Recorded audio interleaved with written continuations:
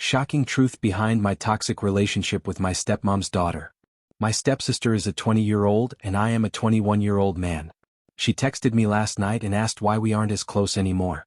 I responded by saying it's because of how badly we treated each other while growing up. Now I'm wondering if I should feel bad about not wanting to be close to her. We have a shared history that was filled with conflict and tension during our childhood, and I feel like that created a distance that has been hard to bridge as we've grown older. Our interactions were often marked by arguments, misunderstandings, and a lack of emotional support, which has left a lasting impact on how I feel about reconnecting with her now. She may have a different perspective, and perhaps she feels ready to move past those difficulties, but I still feel hesitant. While I understand her reaching out could be a genuine effort to mend things, I can't help but question whether it's wrong for me to not feel the same motivation to rebuild a connection. This situation has left me reflecting on whether my reluctance stems from unresolved resentment or a natural inclination to maintain emotional boundaries for my own peace of mind. My mom passed away when I was just 6 years old, and it was an incredibly difficult time for me. When I was 9, my dad remarried, and the woman he married had a daughter who was a year younger than me, so she was 8 at the time.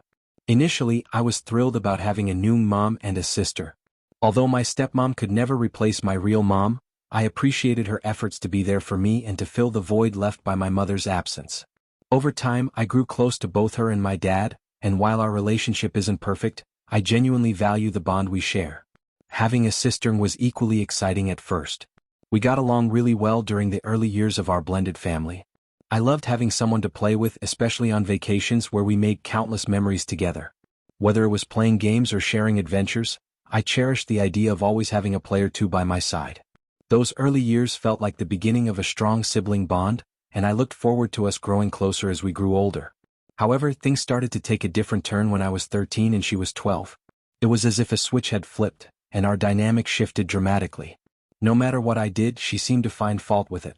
She would mock me relentlessly, and it felt like I could never do anything right in her eyes. Being a hot-headed 13-year-old at the time, I often retaliated, which only escalated the tension between us. What started as minor disagreements quickly turned into long, heated screaming matches. These arguments became a regular occurrence, and they often spiraled out of control until one of our parents stepped in to intervene. They would either tell us to stop immediately or send us to separate parts of the house to cool off. While these interventions temporarily ended the fights, the underlying tension remained, and our relationship continued to deteriorate over time. What had once been a close and joyful sibling bond became a source of frustration and conflict. Despite the love I still had for my stepmom and dad, navigating the challenges of this new family dynamic became increasingly difficult, and the harmonious family life I had once imagined started to feel like a distant memory. I started playing football when I was in middle school and continued through high school. It became a significant part of my life, but it also brought a lot of challenges. My biggest problem was that I was constantly getting injured. Over the course of 8 years at the age of 11 to 18, I broke my arm, pinky, and wrist, suffered 2 concussions, tore my ACL, sprained my MCL, and dislocated my shoulder. It felt like I couldn't catch a break, and these injuries took a physical and emotional toll on me. On top of that, I was a bit chubby. I wouldn't say I was outright fat, but from the ages of 14 to 18, I weighed between 180 and 210 pounds at 6 feet 2 inches. It was a sensitive topic for me because I already felt self-conscious about my body and my constant injuries. Unfortunately, my stepsister knew exactly how to hit where it hurt. She often mocked me about my weight and injuries, turning them into her favorite targets for insults. Her go-to phrases were things like, "You fat cripple loser," or "maybe if you lost some weight you wouldn't get injured so often." Those words stung deeply. At the time, I was already struggling to maintain my confidence, and hearing those kinds of remarks from someone I lived with made it even harder. Back then, those insults really pissed me off, but I tried to be the older brother and either told her to shut up, fought back, or stormed off in frustration. It didn't stop there. She also loved to embarrass me in front of my friends. She would bring up dumb or embarrassing things I had done when I was younger, like 9 or 10 years old. My friends, who were great people but loved to tease, would latch onto whatever she said and bring it up later as a joke. It was mortifying. Every time she shared something like that, it felt like she was undermining me in front of people whose respect I valued. I tried talking to her about it, asking her to stop bringing up embarrassing stuff when my friends were over, but her response was to tell me to F off and remind me that it was her house too. She didn't care how it affected me or my friendships. By the time I was 16, I was at my wits' end with her behavior. The years of insults, teasing, and disrespect had built up, and I was super pissed about how she had treated me. Looking back, I know I wasn't perfect either. I was hot-headed and quick to retaliate, and I fought back when she got snippy or bratty with me. But from my perspective, she started more fights than I did. Her behavior felt deliberately mean-spirited, and I couldn't understand why someone I had once been so close to had become such a constant source of conflict and frustration in my life. At that point, I was deeply resentful of the way things had turned out. The bond one had hoped to have with her as a sister seemed impossible, and the tension between us felt like it would never go away. It was hard to reconcile the person she had become with the girl I had once been so excited to call my sister. I did try to talk to my dad and stepmom about the way my stepsister and I treated each other. I hoped they would intervene or help us find a way to resolve the constant fighting and tension. Unfortunately, their response was to dismiss it as normal sibling rivalry. They seemed to think it was just part of growing up in a blended family and that we would eventually grow out of it. While I understood their perspective, their lack of action left us to handle things on our own, which only made the situation worse. Her antics escalated, and her words became more mean-spirited and vile as we got older. She seemed to know exactly what to say to cut me down, and it felt like she took pleasure in doing so. Naturally, I retaliated with equally mean and vile insults. The dynamic between us became a vicious cycle, where her attacks provoked my responses, and my responses fueled her attacks. It was toxic, and neither of us could seem to break the pattern. I won't sit here and claim that I wasn't just as mean to her as she was to me. In fact, there were times when I went out of my way to bully her.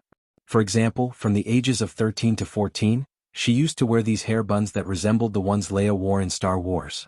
I teased her relentlessly about them, mocking her every chance I got. I knew it hurt her feelings, but at the time, I justified it as payback for all the things she said to me. There were also times when I said things to her that I deeply regret now. I told her on multiple occasions that I hated her and didn't consider her family. Those words were harsh, and even though they were said in the heat of the moment, I know they left a lasting impact. I have since apologized countless times for both the bullying and those hurtful statements. I genuinely feel bad about the way I treated her during those years, and I've made an effort to own up to my mistakes. To be fair, she hasn't apologized for her behavior, but I can tell that she feels bad too. Over time, there have been moments where her actions or demeanor suggest she regrets some of the things she said and did. Even if she hasn't explicitly said it, I believe she recognizes the damage we caused each other during those years. There are probably other moments of conflict or tension that she remembers more vividly than I do, as they may have impacted her more than they did me. I'm sure there were things I said or did that I've forgotten because they didn't feel significant to me at the time.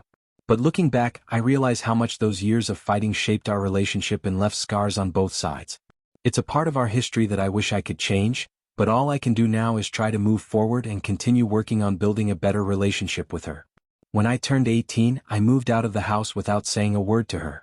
I didn't send her a text message, didn't say goodbye, and didn't let her know I was leaving. The past 5 years of unpleasantness between us made me feel relieved to finally have some space and distance. I was genuinely happy that I wouldn't have to see her or deal with the constant tension anymore. A year later, she moved out too, but I still carried resentment for the way we treated each other during our time living together. For almost 2 years we barely spoke. Our communication was limited to holidays, and even then, it was dry, surface-level exchanges with nothing meaningful or heartfelt. By this time I was 21 and she was 20. Out of the blue, I received a text from her one night asking why we weren't close like we used to be when we were kids. Her question caught me off guard, and I responded honestly, saying that I didn't care to get along or be close because of how we treated each other as kids. Her reaction was to tell me to grow up. Not even an hour later, I got a call from my dad asking why I still had so much hate for my sister, even though years had passed since we lived together. I explained to him that it wasn't about hate. I told him that I could be cordial with her and wouldn't cut her out of my life entirely, but I didn't feel the need or want to be close to her. It wasn't something I was ready for, and I felt it needed to happen naturally if it was ever going to happen at all. Now, I find myself trying to figure out how to communicate this to her without making her resent me or shutting the door on any possibility of a better relationship in the future. I want to let her know that while I'm not ready to be close right now, I'm open to the idea when we both genuinely want it and are ready to make the effort. I don't want her to feel rejected or unloved, but I also need her to understand where I'm coming from. If I were to respond to her now, I'd say something like this. I've been thinking about what you said and I want to be honest with you. I don't hate you and I don't want to shut you out of my life.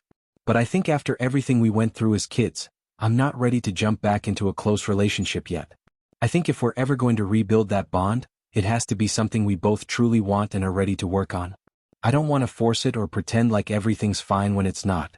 I do care about you and I want to leave the door open for us to find a better relationship in the future.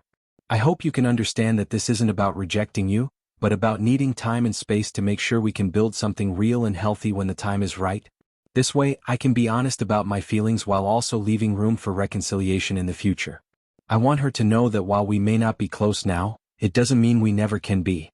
It's just something that has to happen at the right time and for the right reasons. Edit this post. I want to make it clear that I was just as mean to my stepsister as she was to me. I don't have specific examples because it's been 5 years, and those moments didn't stick with me in the same way her actions did. But I know that the fighting intention between us went both ways. I wasn't always kind or considerate, and I contributed to the hostility in our relationship. I said things I regret and I didn't always handle things in the best way.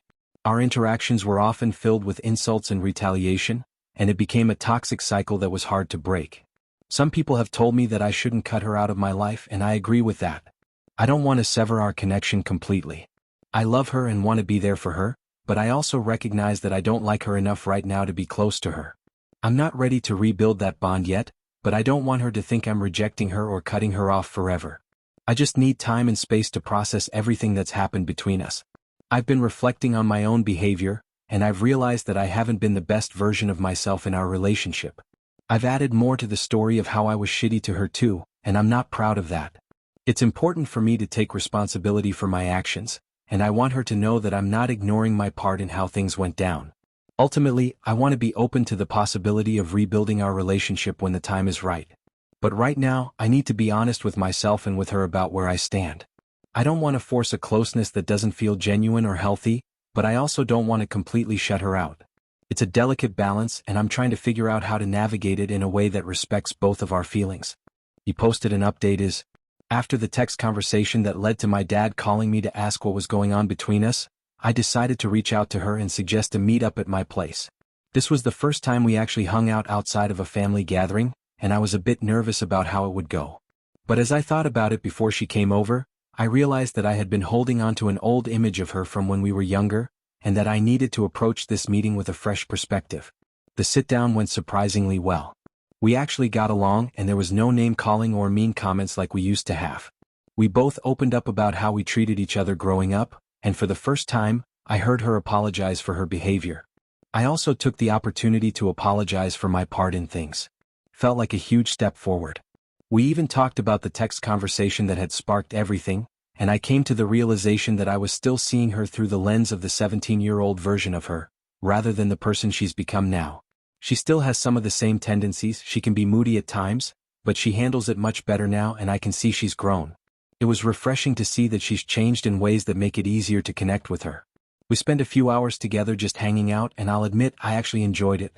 I don't think we'll ever be super close, but I'm happy with the progress we've made. There's no longer a wall of tension between us and that's a huge relief. It's a step in the right direction, and I'm glad we were able to have an honest conversation and make some real progress. Thank you to everyone who offered advice and support throughout this process. It really helped me get to this point and I appreciate it more than I can say. If you enjoy our videos, so don't forget to like, share and subscribe. Have a good day, and if you haven't subscribed yet, please do it and hit the notification bell icon to stay updated with more shocking real-life stories happening around you.